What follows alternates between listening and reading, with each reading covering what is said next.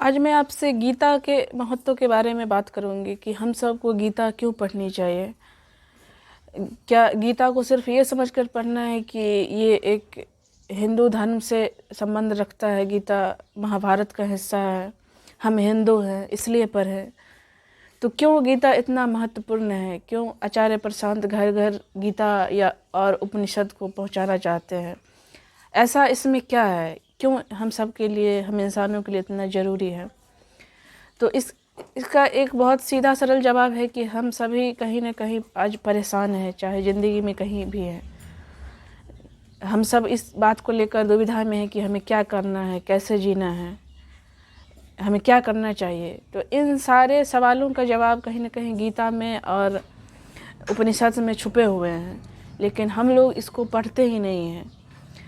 चूँकि ये हिंदू धर्म का ग्रंथ कहा जाता है गीता उपनिषद को, लेकिन हम सभी हिंदू भी इसको सही ढंग से नहीं पढ़ते हैं और ना ही इसमें क्या लिखा है इस बात को लेकर बहुत अवेयर है। हिंदू धर्म के नाम पर और बहुत सारी चीज़ें की जाती है, परंपरा है, पूजा पाठ की जाती है, लेकिन जो सही ज्ञान है, आत्मज्ञान है, इसको लेकर हम सब अभी बहुत पीछे हैं। आचार्य प्रशांत कई बार इंटरव्यू वगैरह में बोल चुके हैं कि आज 1000 में से 999 हिंदू ऐसे हैं जिन लोगों ने कभी गीता नहीं पढ़ी है, ना वो उपनिषद पढ़ते हैं। और वही कारण है कि हम सब आज एक अंधे और बेवकूफ़ हिंदू बन के घूमते हैं, धर्म के नाम पे लड़ते झगड़ते रहते हैं सोशल मीडिया पे भी कि हम हिंदू हैं, मुसलमान हैं। तो हम सबको एक बार ज़रूर हर बच्चे को गीता पढ़ लेनी चाहिए और उपनिषद को भी पढ़ना चाहिए। उसके बाद हम ज़िंदगी में किसी भी मसले को लेकर बहुत परेशान नहीं होंगे। मतलब आपके दिमाग में ये आता होगा कि हम क्यों गीता पढ़े, इससे हमें क्या फ़ायदा होगा।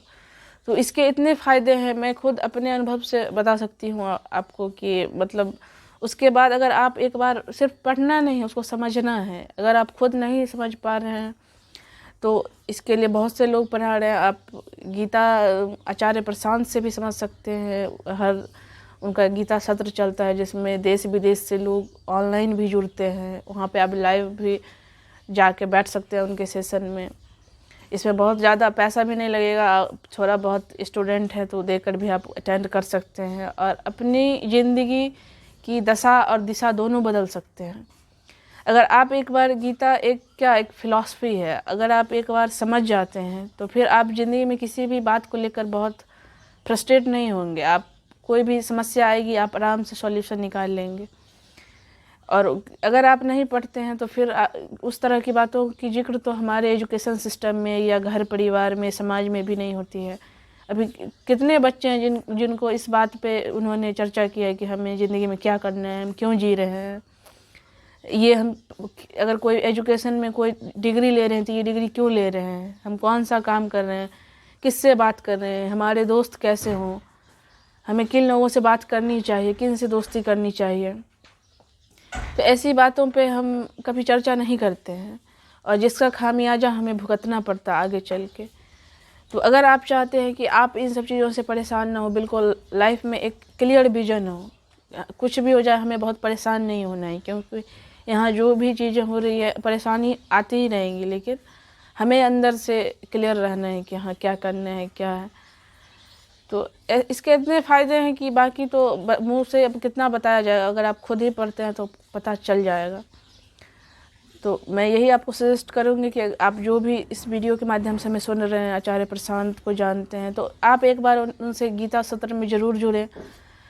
अगर सत्र में जाने से पहले आप यूट्यूब पे भी बहुत सारे वीडियो अवेलेबल हैं कि गीता पे आप उनसे सीख सकते हैं, समझ सकते हैं कि कैसे उसमें बताया जाता है, किन मुद्दों पे बात की जाती है।